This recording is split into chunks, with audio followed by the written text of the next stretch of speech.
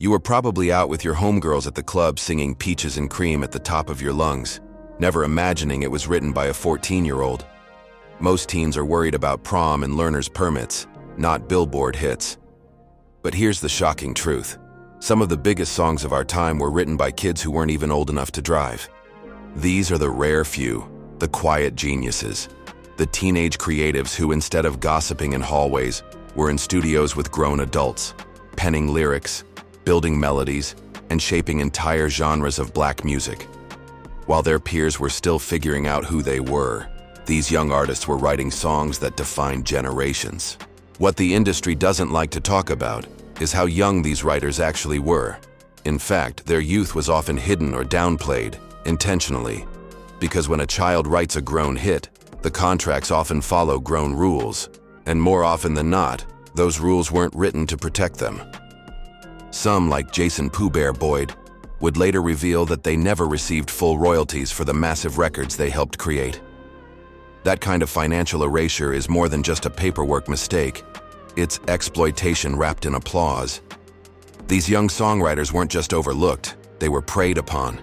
And while the music industry cashed in on their talent, it rarely gave them the credit, ownership, or visibility they deserved at the time. This is the untold story of teenage black songwriters whose brilliance was undeniable, even when their age made them vulnerable. They weren't waiting to grow up. They were already legends in the making. They just didn't know the cost yet. Pooh Bear, Jason Boyd. At just 14 years old, Jason "Pooh Bear" Boyd co-wrote the sensual, provocative anthem Peaches and Cream for 112. His lyrical debut, Anywhere, also came at age 14. Though best known today for penning Justin Bieber's hits, Pooh Bear has said he never received full royalties from some of his earliest work. A cautionary tale of exploitation beneath the fame. Johntá Austin. At 14, Johntá Austin co-wrote Can't Be Wasting My Time for Mona Lisa, launching a career that would eventually lead to co-writing We Belong Together for Mariah Carey. His teen pen game was elite long before the Grammys caught up. Alicia Keys. At 14, Alicia Keys wrote Butterflies, a deeply emotional ballad that would appear on her debut album, Songs in a Minor. Even as a teenager, she was already composing music that touched generations. Carla Thomas. Known as the Queen of Memphis Soul, Carla Thomas was only 15 when she wrote and recorded Gee Whiz, Look at His Eyes, a hit that reached the Billboard Top 10 and became a soul classic. Stevie Wonder signed to Motown at just 11. Stevie Wonder hit #1 with Fingertips Paint 2 at 13 and began writing for other artists not long after. His legacy as a songwriter began when most kids were still playing tag. Jermaine Dupri. By 19, Jermaine Dupri wrote and produced Jump for Criss Cross. The song became a cultural phenomenon, launching Dupri's career as a teen mogul and hitmaker. Brandy Norwood. At 19, Brandy co-wrote The Boy Is Mine with Monica. The record stayed at #1 for 13 weeks and earned a Grammy, cementing Brandy as more than just a singer. She was a storyteller with a sharp pen. Steve, Lil Steve, Russell Hartz. At 19, he co-wrote I'm Not Souped on Troop's second album, Attitude. He would later go on to write and vocal produce for Dreamgirls, B2K, and Chris Brown. Angie Stone. At 17, Angie Stone co-wrote and performed Funk You Up with The Sequence, the first female rap group to go gold. The track would go on to become one of the most sampled in hip-hop history. Special Ed, only 16 years old when he wrote and recorded I Got It Made, Special Ed's lyrical confidence helped shape the swag of golden-era hip-hop. It was witty, fresh, and decades ahead of its time. The record didn't just resonate with fans, it went gold, becoming a certified success and a staple in hip-hop history. Special Ed proved that a teenager from Brooklyn could step into the game with a pen and a mic and instantly command the culture. Rakim, of Eric B. and Rakim. At 19, Rakim wrote and recorded Paid in Full, a game-changing record that introduced internal rhyme, breath control, and deeper lyricism into mainstream hip-hop. He became the blueprint, and he did it before 20. His influence extended far beyond his own catalog.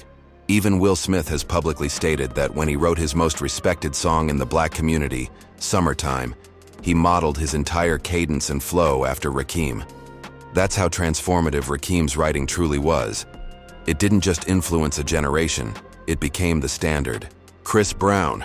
When the world first heard Run It, Chris Brown was only 16 years old, and he helped write it. It wasn't just a catchy debut, it was a cultural arrival. Brown would go on to write and co-write many of his future smashes, proving he wasn't just a dancer or a vocalist, but a creative force behind the music as well. Ciara Princess Harris, long before she was known as the wife of NFL star Russell Wilson, she was a 19-year-old hitmaker. She co-wrote her breakout single Goodies, which stayed at #1 on the Billboard Hot 100 for 7 weeks in 2004. The track became an anthem for empowerment and solidified her as the new queen of crunk and B.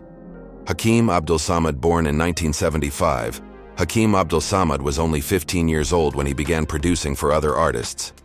In 1990, he co-wrote and co-produced Crazy for his family group The Boys, a #1 R&B hit that showcased his talent not just as a performer, but as a behind-the-scenes creator. He also contributed to their earlier smash Dial My Heart. Keke Wyatt. In a recent interview, Keke Wyatt revealed that she helped write a major R&B hit at just 14 or 15 years old, but received no credit. Her story mirrors so many young black women in music, powerful, gifted, and silenced behind the scenes. While she would later rise to fame with her vocals, her pen game began long before anyone knew her name. Soulja Boy, DeAndre Cortez Way. At 16, Soulja Boy wrote, recorded, and uploaded Crank That, a cultural phenomenon that hit #1 on Billboard and changed how music was discovered.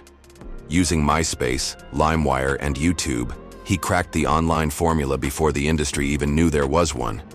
His melodies, ad-libs, and internet playbook would later be copied by artists like Drake, Future, and even Beyoncé.